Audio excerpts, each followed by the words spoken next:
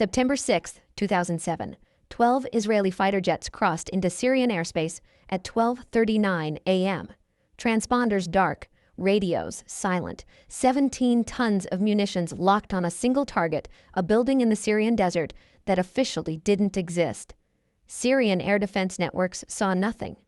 The most sophisticated Russian-made radar systems in the Middle East registered no intrusion.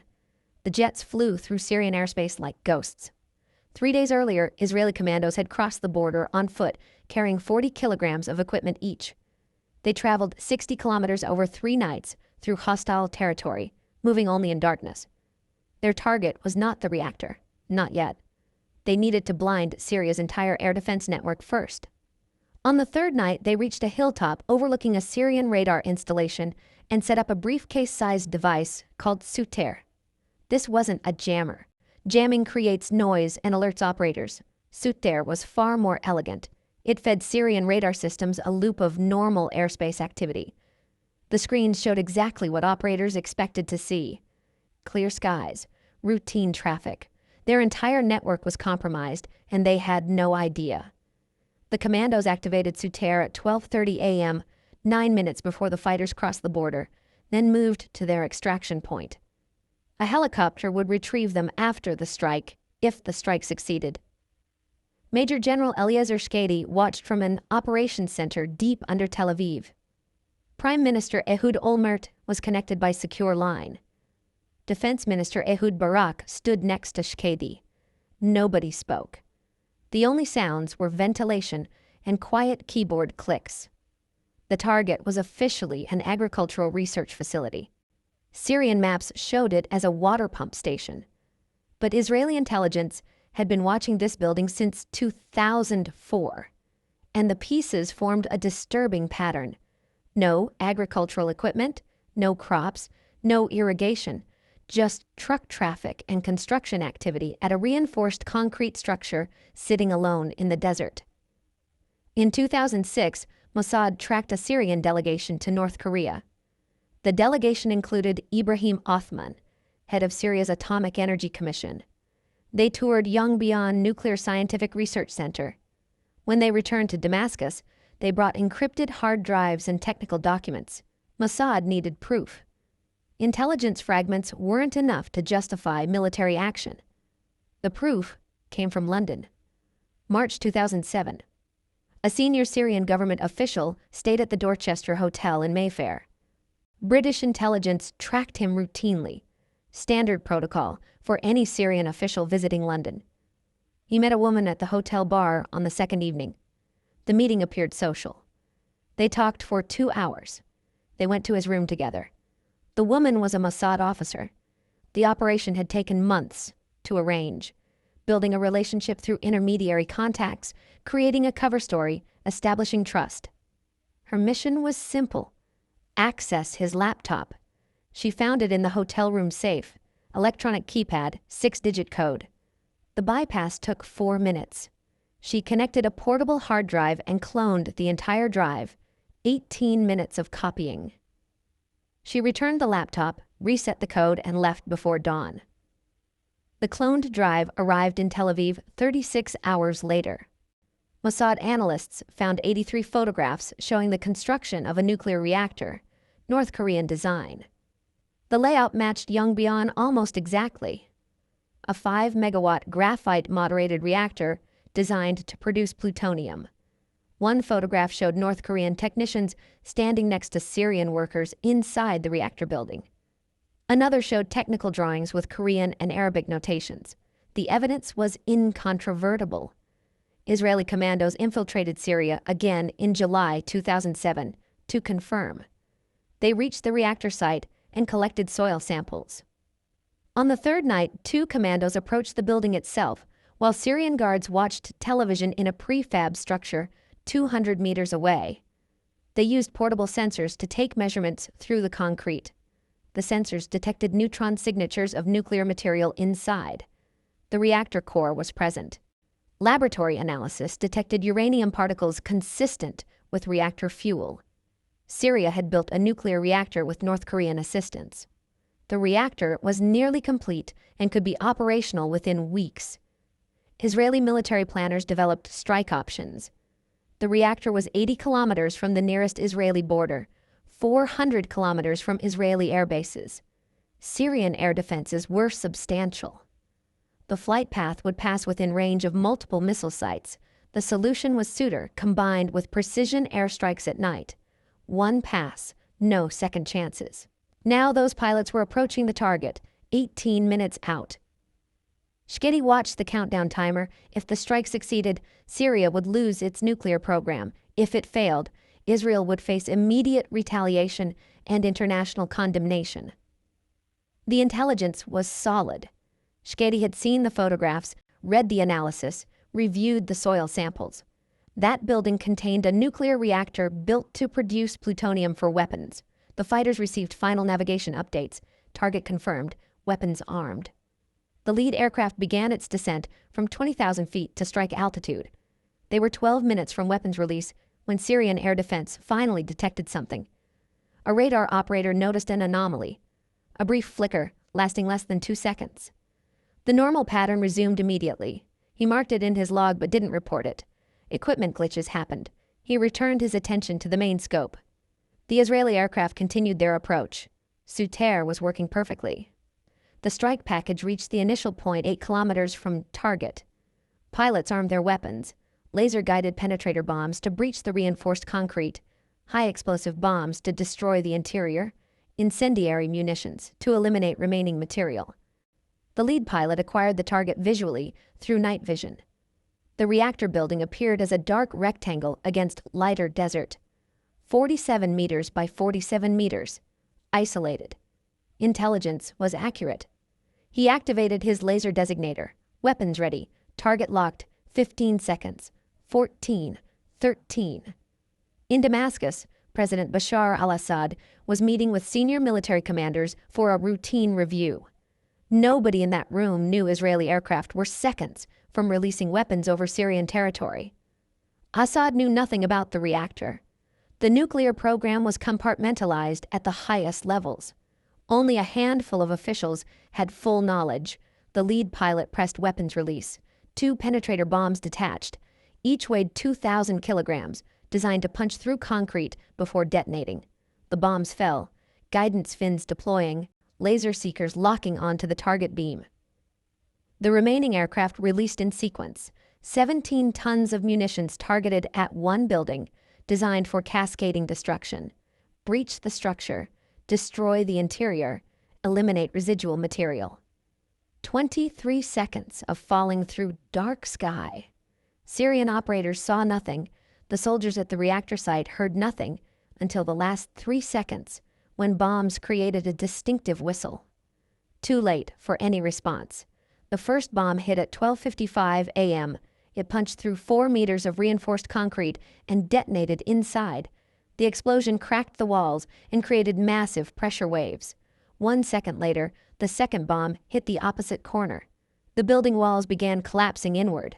High explosive bombs entered through the breaches and detonated inside the collapsing structure. Fireballs consumed oxygen and generated intense heat. The reactor core was destroyed instantly. Piping, cooling equipment, control mechanisms, all obliterated. Incendiary bombs completed the destruction, scattering thermite and white phosphorus. Fires burned hot enough to melt steel and concrete, fusing debris into slag. The entire attack lasted 47 seconds from first impact to final detonation.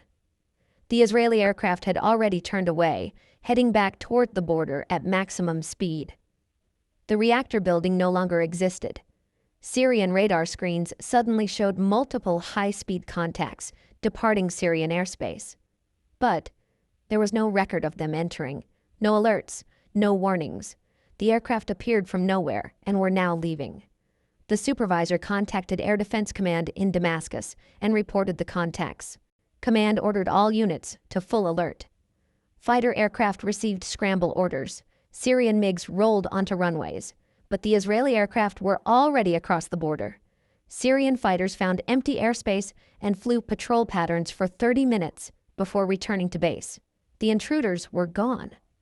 At the reactor site, Syrian soldiers saw explosions from their security post 200 meters away. The entire building erupted in flames. Debris flew hundreds of meters. When explosions stopped, they approached cautiously. The reactor building was a smoking crater filled with twisted metal and shattered concrete. Syrian intelligence officers arrived within an hour. By dawn, engineers were assessing damage. The scene was chaotic. The building had been completely obliterated. No intact structures, no recognizable equipment, everything pulverized and burned. Assad convened an emergency security council meeting at dawn. The attendees included his inner circle, the only officials who knew about the nuclear program. The discussion was intense. Some argued for immediate military retaliation. Others argued that retaliation would escalate into war. Syria would lose. Assad decided on silence. Syria would not acknowledge the attack publicly. The site would be cleared quickly. Evidence removed, the area restored as if nothing had been there. Both countries had incentives to keep quiet. Cleanup began immediately. Syrian engineers bulldozed rubble, filled the crater, removed all debris. Within days, the site was cleared. New soil was spread across the area. Then Syria constructed a new building on the exact same location, larger than the original, designed to appear conventional. In Tel Aviv, the operations center erupted in controlled celebration. Mission success, 0 casualties, 0 aircraft lost, complete target destruction, no Syrian retaliation during the strike. But success depended on continued secrecy. If both countries remained quiet, the world would never know. The reactor would disappear from history, destroyed before it officially existed. The Israeli government imposed strict censorship. Military personnel were prohibited from discussing the mission with anyone. Journalists who learned about the attack were pressured not to publish. The Mossad officer who obtained the laptop photographs returned to Tel Aviv 3 weeks later. Her mission was complete, her identity classified. She had provided the critical intelligence that made the operation possible. Without those photographs, Israeli decision-makers might have hesitated. With them, they acted decisively. She received no public recognition, no medals, no ceremonies. Her success would never appear in official records. This anonymity was standard for intelligence operatives. Recognition meant exposure. Exposure meant risk. The United States knew about the strike within hours. Israeli officials briefed American counterparts immediately, providing details and evidence. President Bush was informed at the White House. The briefing included the laptop photographs, satellite imagery, and intelligence assessments. The Bush administration quietly supported Israel's action while maintaining public silence. Syria's silence lasted longer than anyone expected. Days became weeks. Weeks became months. When foreign journalists asked about explosions in Deir az-Zawar, Syrian officials claimed military exercises or ammunition detonations. Nothing significant had happened, they insisted. This mutual silence created an unusual situation. An act of war had occurred, but neither country would acknowledge it. This became its own strategy, preventing escalation while achieving the objective. 3 months after the strike, carefully worded articles began appearing in Israeli newspapers, citing foreign sources without confirming classified details. Syrian President Assad gave a rare interview in February 2008, admitting something happened but claiming the target was an unused military building. He revealed nothing about what had been destroyed. Israeli intelligence continued monitoring Syrian activities. The concern was that Syria might have additional facilities or attempt to rebuild. The strike had eliminated 1 reactor, but the threat remained as long as Syria maintained nuclear ambitions and North Korean connections. The full story remained hidden. 2 countries shared a secret neither wanted to reveal. Israel had achieved its objective. Syria had avoided humiliation. Both calculated that silence served their interests better than truth. But in intelligence headquarters across the world, officials knew exactly what happened. The evidence was comprehensive. And somewhere in classified archives, that laptop hard drive still existed, containing 83 photographs that proved Syria tried to build a nuclear weapon with North Korean help and failed. April 24, 2008. 7 months after the strike, the CIA held a classified briefing for Congress at Langley. The topic was Syria's destroyed nuclear reactor. The timing was deliberate. Syrian cleanup was complete. The site showed no evidence of what existed there. But American intelligence officials concluded that exposing the program would demonstrate the consequences of covert nuclear proliferation and justify preventive military action. The briefers showed satellite imagery before and after the attack. They displayed the laptop photographs, the same images that convinced Israeli decision-makers. North Korean technicians working alongside Syrians, technical drawings, reactor specifications. The briefing included detailed technical analysis. The reactor was designed to produce plutonium, not generate electricity, no containment structure, no power lines to Syria's electrical grid. The cooling system drew from the Euphrates River, but no infrastructure for distributing power. Every detail pointed to weapons production. Congressional members asked about Israeli involvement. Briefers confirmed Israel conducted the strike but provided limited operational details. Israel acted on credible intelligence. The United States was notified, but did not participate. The briefing remained classified, but information immediately leaked. Within hours, reporters were contacting sources, preparing stories. ABC News broadcast the first major report that evening. Satellite photographs, anonymous intelligence officials, confirmation that Israel bombed a Syrian nuclear facility 7 months earlier, built with North Korean assistance, designed to produce plutonium for weapons. Other outlets followed within 24 hours: The Washington Post, The New York Times, CNN. The consensus was clear. Syria attempted to build a clandestine reactor, and Israel destroyed it in a precision airstrike. Israel maintained official silence. Prime Minister Olmert refused to confirm or deny. Military censors blocked Israeli journalists. The policy was consistent: neither confirm nor deny. Syria's response was immediate and defensive. Officials called the reports fabrications. Foreign Minister Walid Muallim claimed the destroyed building was a conventional military facility. He demanded international condemnation of Israeli aggression. But Syria's denials lacked credibility.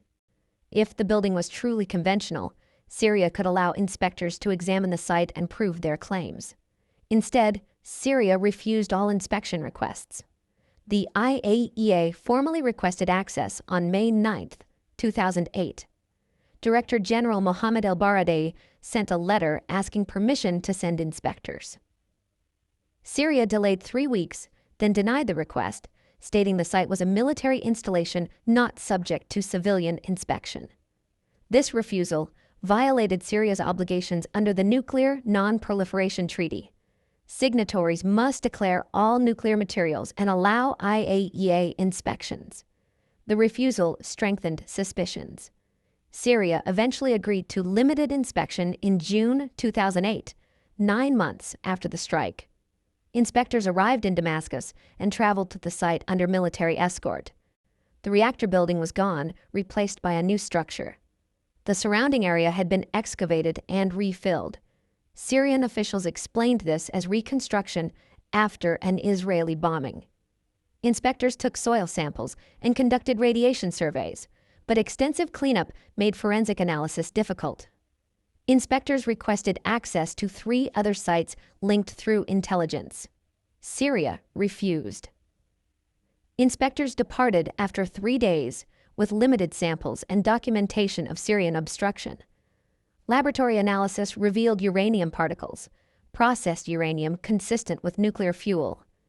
Syrian officials claimed particles came from Israeli weapons, a technically implausible explanation experts dismissed. The IAEA board concluded Syria very likely built an undeclared reactor, and the reactor was destroyed before operation. The board called for full cooperation. Syria refused, maintaining no reactor existed. The North Korean connection received intense scrutiny. American intelligence confirmed North Korea provided the reactor design, construction assistance, and likely the fuel. This violated multiple UN resolutions prohibiting North Korean nuclear exports. Intelligence agencies discovered cooperation extended beyond the reactor. North Korea sold Syria missile technology, chemical weapons equipment, and conventional military hardware. The relationship dated to the Cold War. After Soviet collapse, it became transactional. Syria paid cash, North Korea provided weapons. Financial details emerged through intelligence and defector testimonies. Syria paid $1 to $2 billion over several years through front companies and banking networks designed to evade sanctions. North Korean technicians lived at the reactor site, supervising construction and training personnel. This explained North Korea's motivation. The economy was collapsing under sanctions. Weapons sales provided crucial hard currency. Nuclear technology was North Korea's most valuable export. The laptop operation became legendary within intelligence communities. The Mossad officer was promoted but never identified. The operation demonstrated classic tradecraft: patient access development, careful exploitation, successful exfiltration. Training programs studied it as a model. The Suitor system remained classified, but analysts published assessments. Suitor represented a fundamental advance. It intercepted radar signals, manipulated data, and fed false information to operators. Previous systems simply jammed with noise. Suitor made detection nearly impossible. This capability changed air warfare calculations. If attacking aircraft could manipulate enemy networks, they could penetrate defended airspace undetected. Countries with advanced electronic warfare gained significant advantages. Syria invested heavily in upgraded air defenses, purchasing advanced Russian systems. But the fundamental problem remained. Israeli technology was consistently ahead. The Israeli commandos who infiltrated Syria to install Suitor received classified commendations. The infiltration was extraordinarily risky. 60 kilometers through hostile territory, equipment set up within sight of Syrian installations, successful extraction. The operation required exceptional skill. One controversial aspect was not notifying Americans before the strike. Israeli officials briefed counterparts after completion, but provided no advance warning. This reflected concerns about operational security and American complications. Israeli decision-makers concluded acting independently was preferable. American officials were frustrated, but accepted the outcome. The strike eliminated a proliferation threat where American forces were engaged in Iraq and Afghanistan. Israeli action solved a problem that might have required American intervention. European response was mixed. France and Britain generally supported Israeli action. Germany criticized sovereignty violation, but acknowledged Syria's refusal to cooperate undermined credibility. The EU issued statements calling for transparency. Russia defended Syria diplomatically. Russian officials argued intelligence claims were unproven and Israeli action violated international law. Russia called for UN Security Council action against Israel. This position was consistent with strategic interests. Syria purchased Russian weapons, and Russia maintained a naval facility at Tartus. China also supported Syria, echoing Russian arguments. Chinese officials called for dialogue over military action. China had commercial interests in Syria. Diplomatic divisions meant no UN action. Russia and China would veto resolutions condemning Israel. America and Europe would block resolutions against Israel. The Security Council remained deadlocked. This stalemate suited Israel. Without international condemnation, the operation remained a successful preventive strike rather than condemned violation. The lack of action effectively validated Israeli decision-making. Assad faced domestic consequences. Military officers who failed to detect Israeli aircraft faced criticism. Intelligence officials who failed to prevent infiltration were reassigned. Assad needed accountability without public acknowledgement of building nuclear weapons. Political fallout was handled through internal security. Senior air defense officers were retired. The military intelligence head was replaced. Officials connected to the reactor were moved to less visible positions. The reactor's destruction eliminated Syrian nuclear ambitions, but Assad maintained relationships with Iran and North Korea as strategic counterweights. Syria continued purchasing weapons, developing missiles, and supporting Hezbollah. Olmert's political standing improved temporarily. The successful operation demonstrated decisive leadership, but Olmert's career was collapsing due to corruption investigations. These would force his resignation in 2009. The Syria operation became one of his few positive legacies.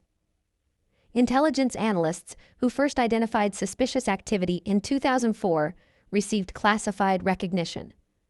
Analysis is tedious, reviewing thousands of reports, comparing data, identifying patterns. Analysts who noticed Syrian travel to North Korea, financial transactions, and construction in the desert connected pieces others missed.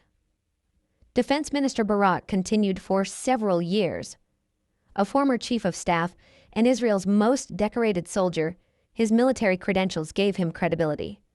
The Syria strike added to his reputation. The Mossad officer who obtained the laptop received the Intelligence Service Award, Israel's highest intelligence decoration. The ceremony was classified, attended only by senior officials. Her name was never released. Successful operations depend on protecting sources and methods. The Syrian official whose laptop was compromised likely never knew his role. If he discovered access, he never reported it.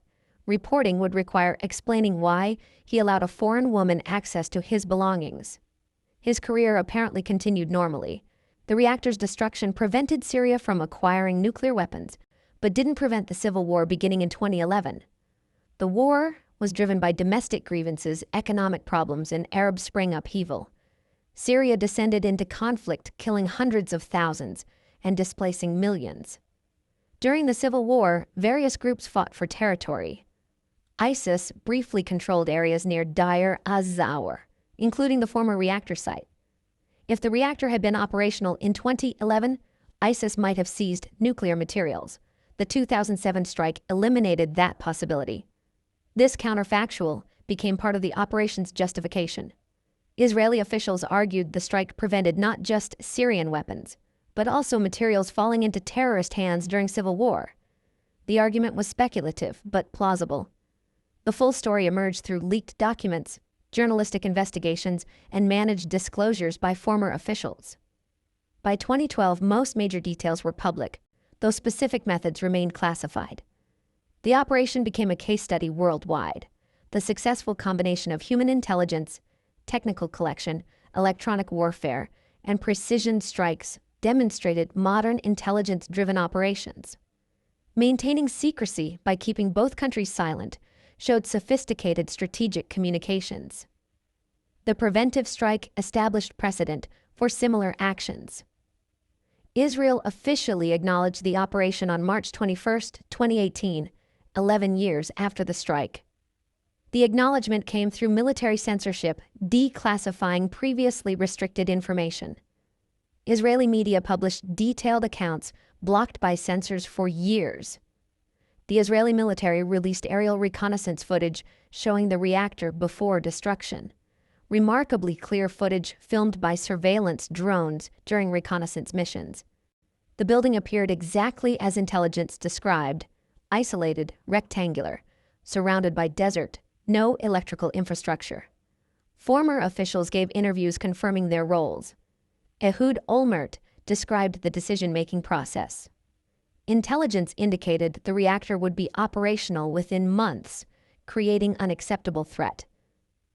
The decision to strike came after extensive Security Cabinet debate. Olmert revealed he consulted President Bush before authorizing the strike, contrary to previous reports. Bush expressed understanding, but didn't explicitly authorize participation or give formal approval. The conversation was deliberately ambiguous. Olmert informed Bush of intentions. Bush raised no objections, but made no commitments.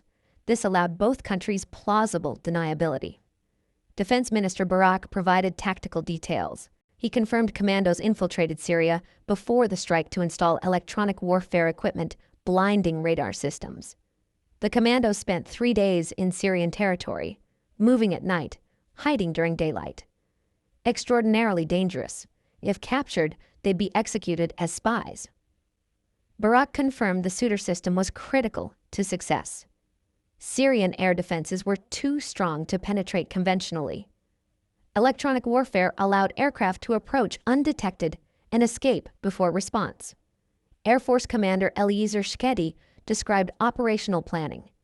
The mission required unprecedented coordination between intelligence, electronic warfare, special operations, and fighter squadrons. Planning took months.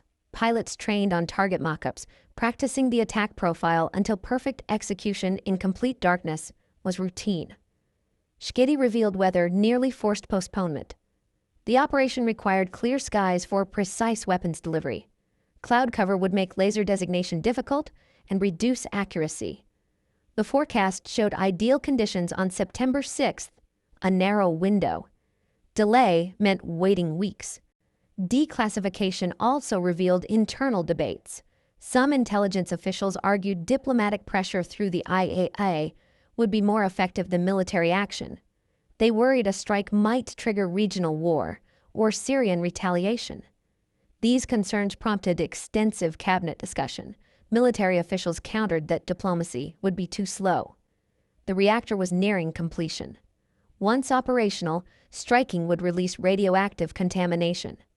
The window for clean strike was closing. Waiting for diplomatic processes meant accepting Syria would complete the reactor and produce plutonium. Olmert sided with military assessment. Intelligence was solid. Threat was clear. The opportunity was temporary. Olmert authorized the strike, understanding inner Al-Assad. Israel would maintain complete silence, allowing Syria to avoid humiliation and reducing retaliation incentives. This proved correct. Mutual silence prevented escalation. Both countries achieved objectives. Israel destroyed the reactor. Syria avoided admitting the humiliating truth. The 2018 revelation prompted renewed interest in North Korean proliferation.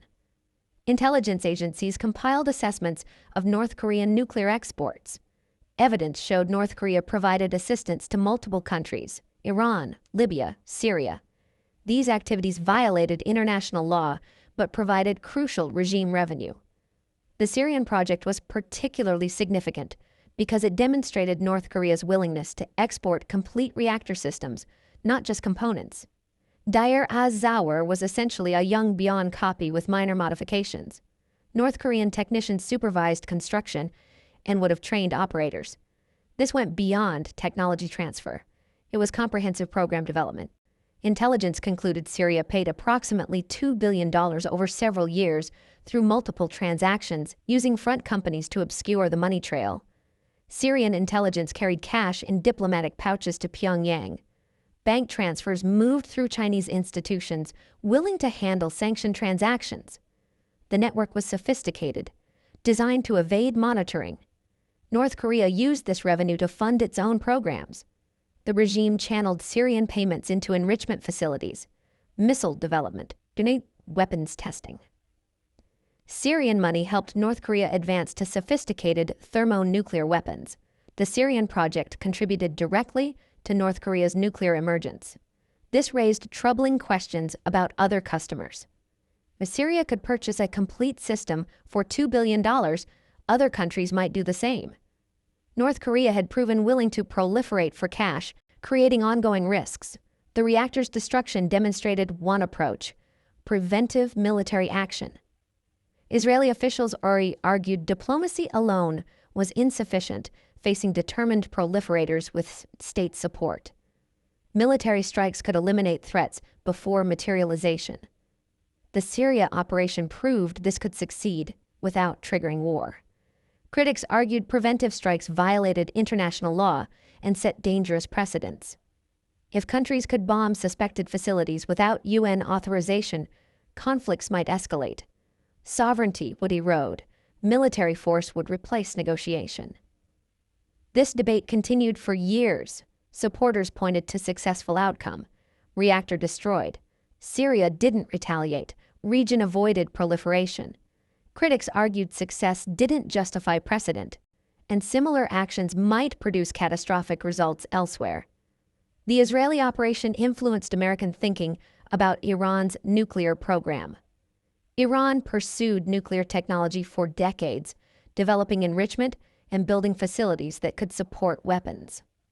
American officials debated following Israel's example. The Syria precedent suggested successful strikes were possible, but situations weren't comparable. Iran's program was far more advanced. Multiple facilities, sophisticated defenses, dispersed infrastructure. Striking Iranian facilities would be militarily challenging and diplomatically catastrophic.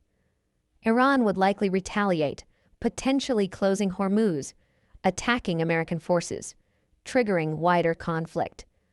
Obama chose diplomatic engagement, negotiating the Joint Comprehensive Plan of Action in 2015. The agreement restricted Iranian activities for sanctions relief. This contrasted Israel's military solution, reflecting different cost-benefit assessments. Trump withdrew in 2018, reimposing sanctions. Trump reportedly considered strikes but never authorized them. The Syria precedent remained relevant. Military action could eliminate facilities, but might trigger war. The calculation remained uncertain. The Syrian site remained under government control through civil war, despite fierce fighting. Syrian forces defended Deir az-Zawr against opposition and ISIS for years. The city changed hands multiple times. The former reactor site wasn't strategically important.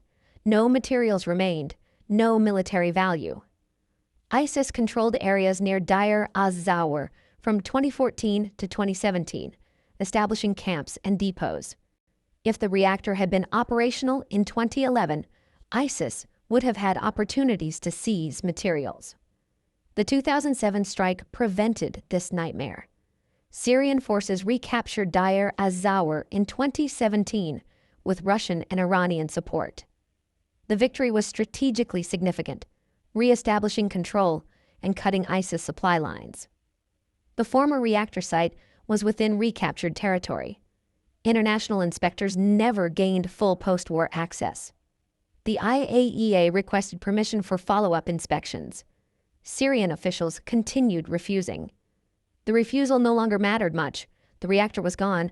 Syria had no capability to rebuild during civil war, and economic collapse made major weapons programs impossible.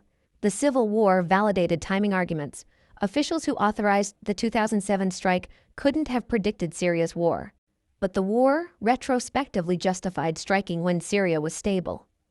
Waiting for diplomatic processes would have meant the reactor might be operational when Syria descended into chaos. The 2007 strike eliminated the reactor at optimal moment, before operation but before Syria collapsed. North Korean involvement didn't end with destruction. Intelligence documented ongoing cooperation on missiles and chemical weapons. North Korean technicians helped Syria develop Scuds with longer ranges. These could reach Israeli cities, creating threats concerning defense planners. Syria maintained chemical stockpiles developed with foreign assistance. Assad used chemical weapons multiple times during civil war, killing hundreds, violating international law. These likely included materials obtained through North Korean channels. The chemical program paralleled nuclear, clandestine development, foreign assistance, strategic ambitions. International response to chemical use was more robust than nuclear response. After a 2013 sarin attack killed over 1,400, America threatened strikes. Russia negotiated a deal requiring elimination under supervision. Syria agreed, and most declared stockpiles were removed by 2014. But Syria retained some weapons and continued using them. Assad calculated international responses would be limited, and chemicals provided tactical advantages. This proved largely correct. Condemnation was strong, but intervention remained limited. The contrast between nuclear and chemical responses was instructive. Israel struck the reactor preemptively without warning. The international community responded to chemicals with negotiations and partial disarmament. The difference reflected threat assessments. Nuclear posed existential strategic risks, justifying decisive action, while chemical posed tactical challenges requiring diplomatic management. Israeli intelligence continued monitoring reconstruction after war. Any indication of renewed nuclear ambitions would trigger immediate responses. But Syria's devastation made major programs unlikely. The country needed reconstruction, rebuilding cities, restoring infrastructure, reviving economy. Nuclear weapons were unaffordable for a destroyed nation. The revelation also prompted historical analysis of Israeli preventive strikes. Israel attacked Iraq's Syria'S reactor in 1981, destroying it before operation. Syria'S was controversial then, but later vindicated when evidence showed Iraq intended weapons production. The Syria strike followed the same pattern: preventive action against developing threats justified by intelligence indicating weapons intent. These operations established Israeli doctrine for confronting proliferation. Israeli leaders concluded diplomacy alone couldn't stop determined proliferators. Military strikes, while controversial, eliminated threats decisively. Israel wouldn't rely on international organizations to protect Israeli security facing nuclear threats from hostile neighbors. This doctrine had implications for Iran. Israeli officials repeatedly threatened action against Iranian facilities if diplomacy failed. These threats were credible. Israel struck Iraqi and Syrian reactors, demonstrating capability and willingness. Iranian officials took threats seriously, implementing extensive security and dispersing infrastructure to make strikes harder. Iraq and Syria influenced broader debates about preventive war. Traditional international law prohibited attacks except in self-defense against actual attacks. Preventive strikes against developing threats occupied legal gray area. Israel argued facing nuclear destruction justified preventive action. Critics argued accepting this logic would legitimize aggressive warfare disguised as prevention. The UN never formally addressed Syria strike legality. Security Council remained deadlocked. This stalemate allowed Israel to avoid condemnation while establishing precedent. Lack of consequences suggested successful preventive strikes against nuclear threats would be tolerated, particularly by countries facing genuine security threats. The pilots maintained anonymity for years. Israeli military culture emphasized operational success over individual recognition. The mission was collective achievement, not personal glory. Pilots returned to routine duties.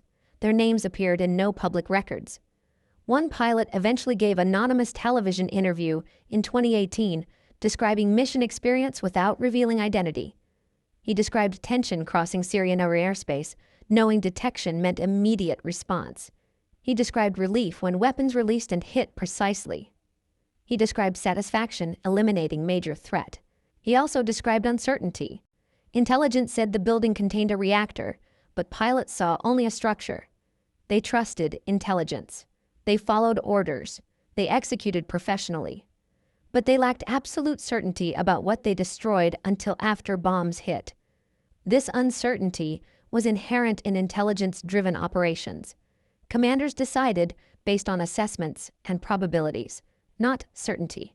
The Syria operation succeeded because intelligence was accurate, but intelligence is sometimes wrong. Potential consequences of errors, destroying civilian facilities, killing innocents, triggering unjustified war, created heavy responsibility. Olmert later reflected on this burden. He described sleepless nights before authorizing the strike, weighing assessments, considering alternatives, calculating risks. Attacking another country's facility was momentous, with potential for catastrophe if intelligence was flawed. Olmert concluded evidence justified action, but the decision wasn't easy. The intelligence community's success enhanced Mossad's reputation as one of the world's most capable services. The laptop operation demonstrated sophisticated human intelligence capabilities. Obtaining such detailed evidence from a well-protected target showed exceptional skill. Services worldwide studied the operation. The operation also demonstrated patient intelligence value. Mossad tracked Syrian activities for years, accumulating fragments, building comprehensive understanding gradually. The laptop photos were decisive, but emerged from years of groundwork, developing sources, monitoring communications, tracking travel, analyzing transactions. Success rarely comes from single breakthroughs.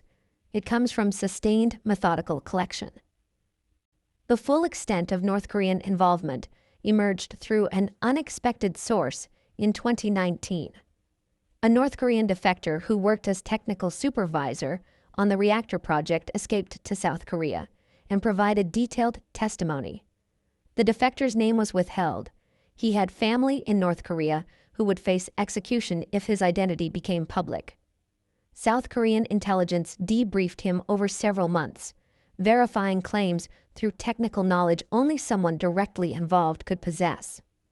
According to the defector, North Korea began serious discussions with Syria in 2000. Syrian officials approached through diplomatic channels, expressing interest in nuclear technology for energy. North Korean officials understood Syria wanted weapons capability. Negotiations took 2 years. The agreement was finalized in 2002. Syria would pay $2 billion over 6 years. North Korea would provide complete reactor design, construction supervision, fuel supply, and operational training. The reactor would be identical to Yongbyon's 5-megawatt facility. Syrian engineers would receive training in North Korea. North Korean technicians would live on-site during construction.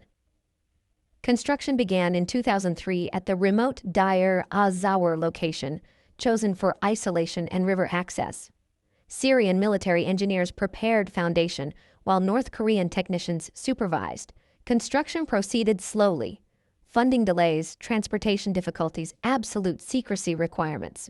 Syrian officials told locals the facility was agricultural research. The defector worked at the site from 2004 to 2006 as mechanical engineering supervisor, overseeing cooling system, fuel handling, and control mechanisms.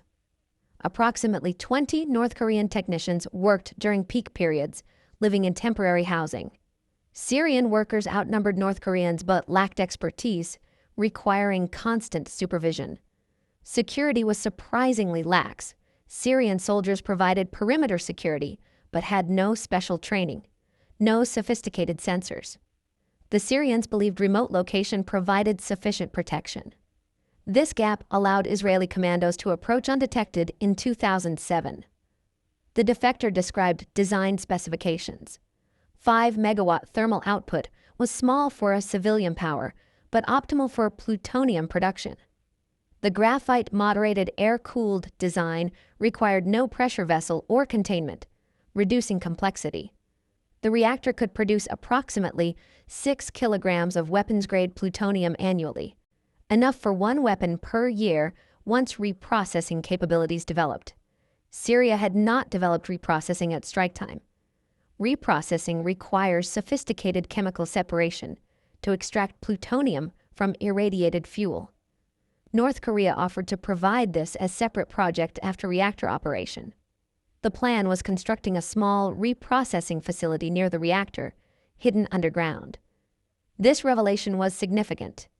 Israeli intelligence focused on the reactor, but broader plans included reprocessing that would have made Syrian production self-sufficient. Destroying the reactor in 2007 eliminated not just plutonium production, but prevented reprocessing infrastructure harder to detect and destroy. The defector returned to North Korea in late 2006 as construction neared completion. He was assigned to other projects and didn't learn about the strike until months later, when officials quietly investigated what went wrong. Internal investigation focused on security failures and intelligence breaches. How had Israel discovered the reactor? How had aircraft penetrated undetected? How had the mission succeeded completely?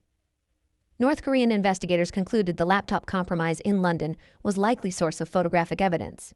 Syrian security had been careless, bringing sensitive materials to foreign country without proper protection.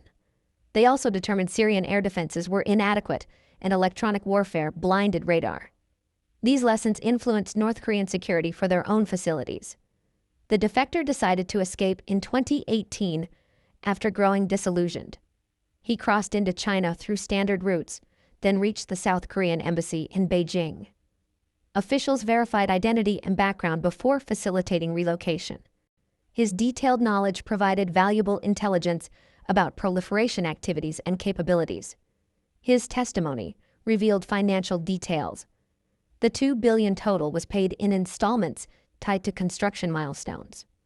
Initial payments covered design and planning, Subsequent payments funded equipment and technician deployments. Final payments were scheduled for commissioning and training, but never made because the reactor was destroyed. North Korea never returned payments received before the strike. Syrian officials demanded compensation, arguing North Korea failed to deliver functional facility. North Korean officials refused, stating the reactor was destroyed by Israeli action, not North Korean failure. This dispute strained relations, but didn't sever them. Syria continued purchasing conventional weapons and missiles from North Korea. The defectors' testimony prompted renewed questions about other customers. Intelligence agencies investigated possible cooperation with Iran, Pakistan, and others. Evidence suggested extensive proliferation networks, with North Korea providing technology to multiple customers simultaneously. Each transaction followed similar patterns: secretive negotiations, compartmentalized construction, North Korean hands-on assistance. Iran received significant assistance with missiles, but nuclear cooperation was less clear. Iranian officials denied receiving nuclear technology, and assessments found no evidence of reactor construction similar to Syria's. However, technical exchanges occurred, Iranian scientists visiting North Korean facilities, North Korean experts consulting on Iranian projects. The extent remained uncertain, troubling Western agencies. The Syrian reactor's destruction demonstrated clandestine programs could be detected and destroyed, but broader proliferation threat remained. North Korea continued operating its weapons program, producing plutonium and enriched uranium for expanding arsenal. The country conducted 6 nuclear tests from 2006 to 2017, developing increasingly sophisticated weapons. Sanctions failed to halt activities, and negotiations produced no lasting agreements. The fundamental problem was that nuclear technology, once developed, could be exported relatively easily. North Korea possessed knowledge and materials to build reactors. Financial desperation made the regime willing to sell to anyone who could pay. Sanctions increased isolation, but also increased incentives to earn currency through weapons sales. The threat would persist as long as North Korea remained both nuclear capable and economically desperate. Israeli intelligence continued monitoring potential threats. Iran remained primary concern, with advancing enrichment and missiles. But planners also watched for signs other countries might pursue weapons.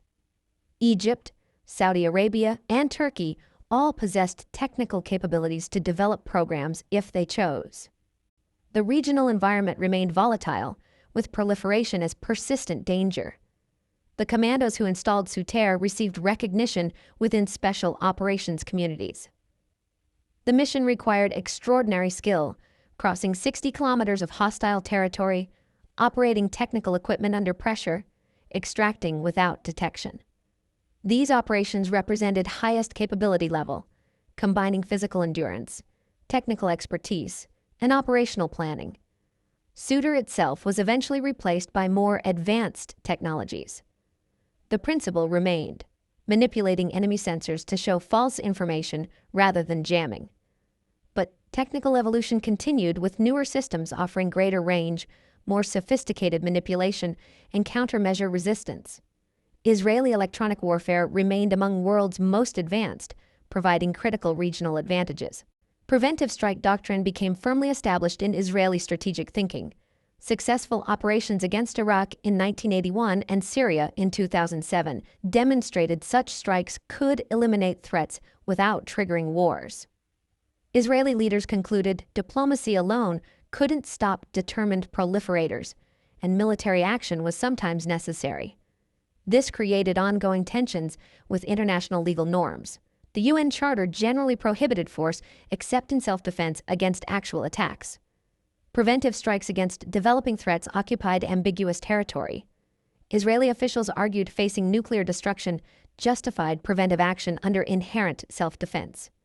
International lawyers debated this interpretation without consensus. The practical effect was that Israel would continue conducting preventive strikes facing nuclear threats, regardless of legal debates. Israeli survival was non-negotiable, and nuclear weapons in hostile hands posed existential risks. The international community might criticize, but criticism was preferable to destruction. Israeli decision-makers accepted this trade-off. The Mossad officer who obtained laptop photographs retired in 2015. Her identity remained classified, protected by strict secrecy. Services worldwide studied her operation as successful human intelligence model. The operation demonstrated patience, careful planning, operational discipline, and effective access exploitation. These principles formed successful intelligence work foundation. Her operation succeeded because she understood human vulnerabilities, not just technical systems. The Syrian official was targeted not because of technical security weaknesses, but because he was human, subject to normal desires, and willing to trust someone romantically interested. Operations often succeed through understanding psychology and exploiting human nature, rather than defeating sophisticated security. The laptop became legendary within intelligence communities. The device contained evidence that changed history. Photographs proving Syrian ambitions, specifications showing North Korean involvement, documentation establishing timeline and scope. One computer's hard drive provided justification for military action that destroyed a facility and prevented Syrian weapons development. This raised philosophical questions about information and action relationships. Intelligence provides knowledge, but knowledge alone accomplishes nothing.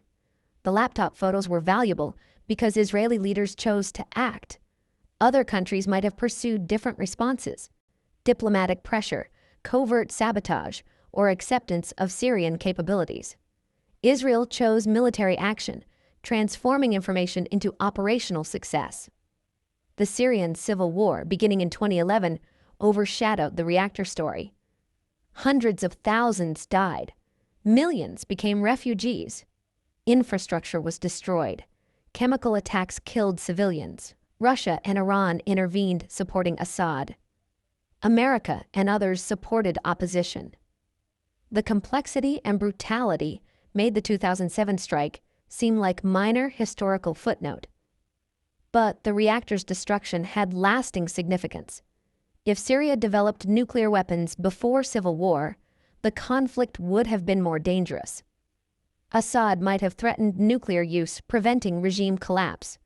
Opposition might have sought to seize materials. ISIS might have acquired weapons-grade plutonium. The nightmare scenarios prevented by 2007 strike became clear only retrospectively when Syria descended into chaos. The operation's success depended on multiple factors converging. Intelligence collection provided accurate information. Technical capabilities enabled electronic warfare, blinding air defenses. Military proficiency allowed pilots to execute complex missions in hostile airspace. Political leadership authorized bold action based on assessments. Syrian restraint prevented escalation after strike. Each element was necessary. If any failed, the operation might have produced catastrophic results instead of strategic success. The Israeli pilots, commandos, and intelligence officers understood they were making history. They participated in one of the most significant counterproliferation operations ever conducted. Their success prevented nuclear weapons spreading to another Middle Eastern country. They demonstrated determined action could stop proliferation when diplomacy proved insufficient. Years later, when details became public, these individuals could reflect on contributions. They accomplished something rare, a mission that succeeded completely, achieved strategic objectives, avoided catastrophic consequences, and made the world measurably safer. Most operations produce ambiguous results. Some fail entirely. This one succeeded on every level. The reactor site today sits empty in the Syrian desert, just ground that looks like any other.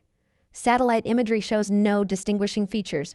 The building constructed after the strike was damaged during civil war and eventually demolished.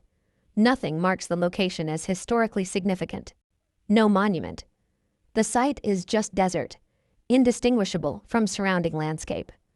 But intelligence agencies maintain detailed files. The coordinates remain in databases. Satellite archives preserve complete history: construction, destruction, cleanup, reconstruction.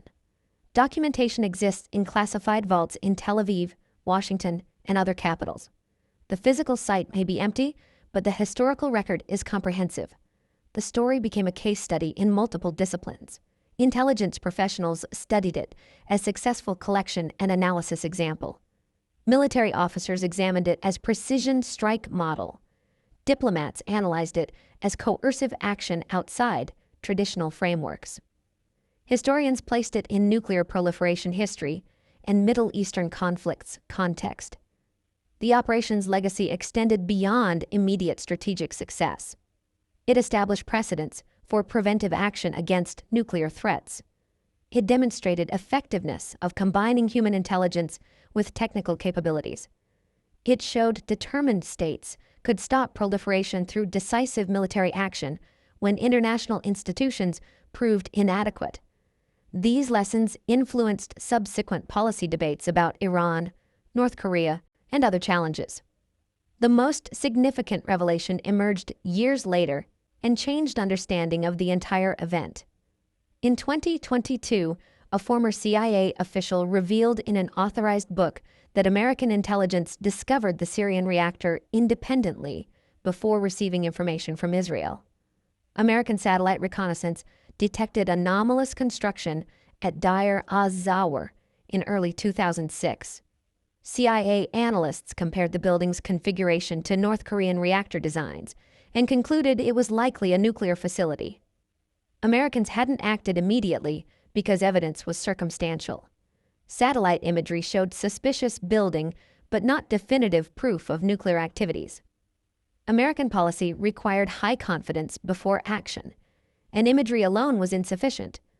The CIA continued collecting information, developing more conclusive evidence. When Israeli officials briefed Americans about the reactor in spring 2007, the CIA already knew.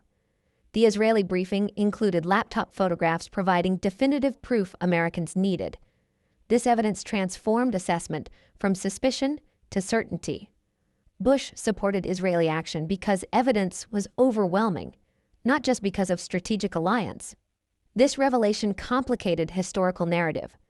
Israeli intelligence hadn't acted alone. American capabilities detected the same threat independently.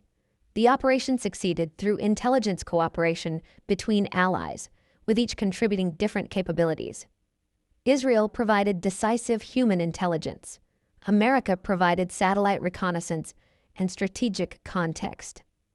Together, they achieved what neither could accomplish alone. Cooperation between Israeli and American services was deeper than publicly acknowledged. American satellites provided targeting data for the strike. American electronic warfare technology formed Syria'S basis. American diplomatic support prevented international condemnation after operation. The mission was Israeli in execution, but represented broader Western counterproliferation strategy. This cooperation reflected shared strategic interests. Both countries opposed Middle Eastern nuclear proliferation. Both faced threats from countries pursuing mass destruction weapons. Both concluded diplomacy alone was insufficient to stop determined proliferators. The Syrian operation demonstrated what could be accomplished when Allied services worked toward common objectives. The assessment of Operation Outside the Box is that it succeeded brilliantly in immediate objective, destroying Syria's reactor before plutonium production. The operation prevented Syrian nuclear development, maintained regional security, and demonstrated effective counterproliferation strategy. These achievements were substantial and lasting. But the operation didn't solve broader proliferation challenge. North Korea continued operating its weapons program. Iran advanced capabilities. Other countries contemplated nuclear options. Fundamental dynamics driving proliferation remained unchanged. States facing security threats sought nuclear weapons as ultimate deterrents, and some states were willing to provide technology for profit. The Israeli pilots who flew the mission, the commandos who infiltrated Syria to install electronic warfare, and the Mossad officer who obtained laptop photographs accomplished something extraordinary. They executed one of history's most successful intelligence and military operations. They prevented nuclear proliferation through skill, courage, and professional excellence. Their mission stands as a defining example of how intelligence-driven military operations can achieve strategic objectives. The reactor that never produced plutonium, the nuclear weapons that never existed, the regional catastrophe that never occurred. These absences represent Operation Outside the Box's true success. History remembers dramatic events, but preventing disasters creates no visible evidence. The operation's greatest achievement was what didn't happen: Middle Eastern nuclear arms race, Syrian nuclear weapons threatening regional stability, and nuclear materials potentially falling into terrorist hands during Syria's civil war. The laptop operation remained the pivot point.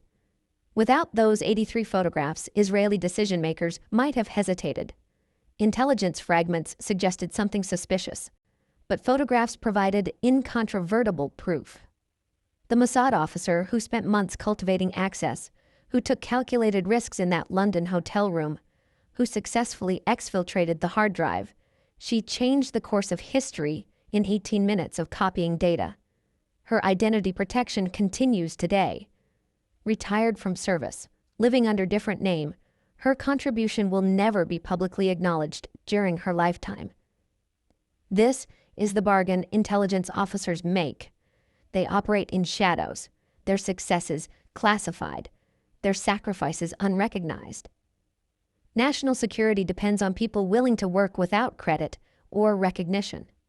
The commandos who installed Syria'S faced different challenges, but equal risks.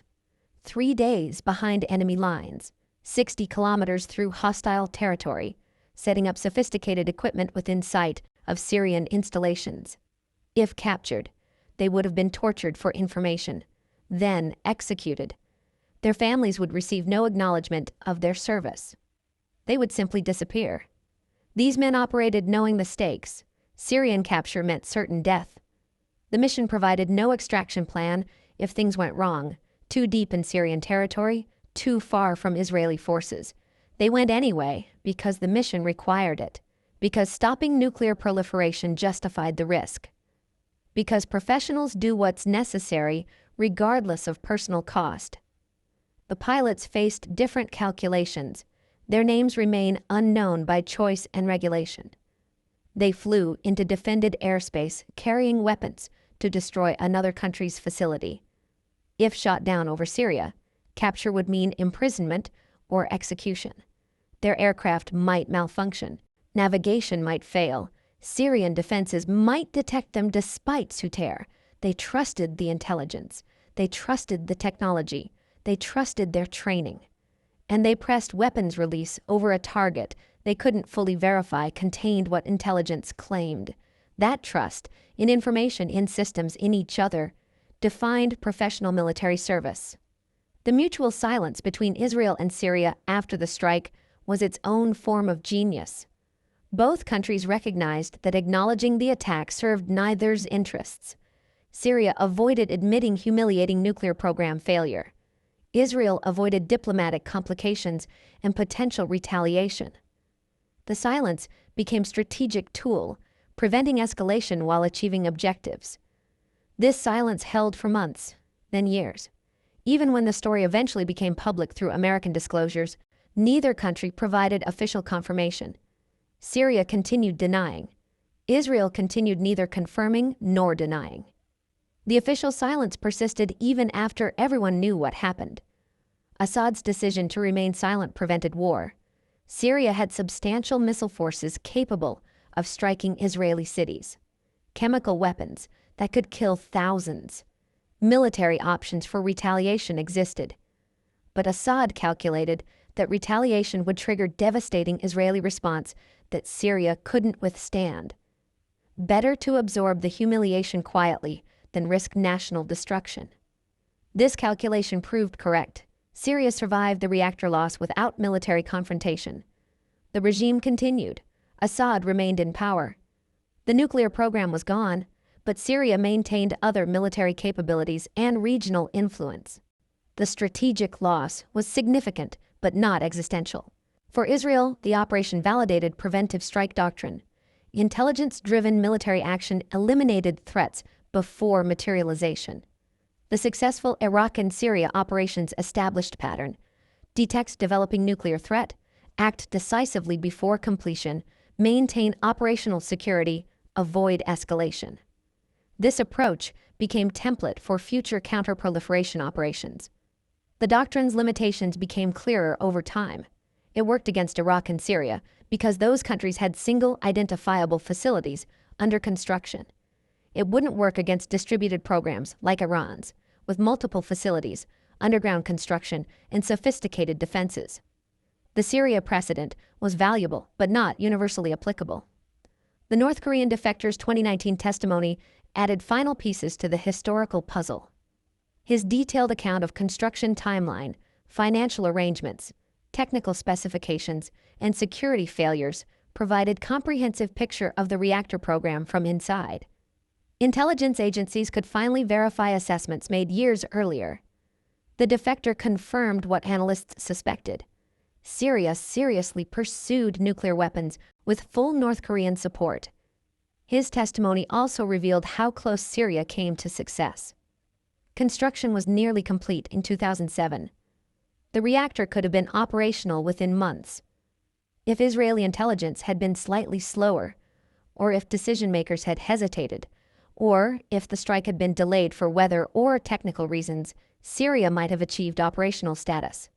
Once operational, destroying the reactor would have released radioactive contamination, making military strikes impossible.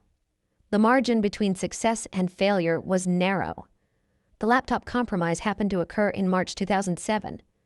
If the Syrian official had traveled to London 6 months later, Israeli decision-makers might have faced operational reactor rather than construction site. The timing was fortunate, but fortune favors prepared intelligence services.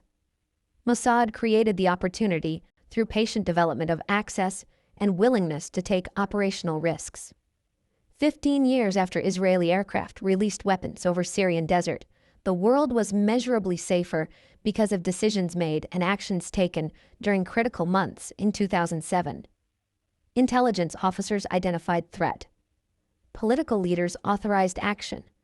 Military personnel executed mission flawlessly. The result was one of history's most successful counterproliferation operations. A mission so effective that most people never knew it happened. A threat eliminated before the world realized it existed. A nuclear program destroyed in 47 seconds of precision bombing. A strategic victory achieved through intelligence, technology, courage, and decisive action. The empty patch of Syrian desert where the reactor once stood contains no evidence of what occurred there. No plaques, no memorials, no markers, just sand and rock, indistinguishable from surrounding landscape. But that emptiness represents one of history's most significant intelligence and military achievements. The reactor that never produced plutonium. The nuclear weapons that never threatened regional stability. The proliferation crisis that never occurred. These absences are the operation's true legacy. A world that remained safer because intelligence officers, commandos, and pilots did their jobs with extraordinary skill when it mattered most. Operation Outside the Box succeeded completely. The reactor was destroyed. Syria lost its nuclear ambitions. The region avoided proliferation. And the world never knew it was happening until years after the threat was eliminated. Success measured not in headlines or recognition, but in disasters that never occurred and weapons that never existed. This is how intelligence operations succeed at the highest level, quietly, professionally, decisively. Eliminating threats before they materialize, preventing catastrophes before they occur, operating in shadows so the world can live in light. The empty desert in Syria stands as monument to professionals who made history by preventing it.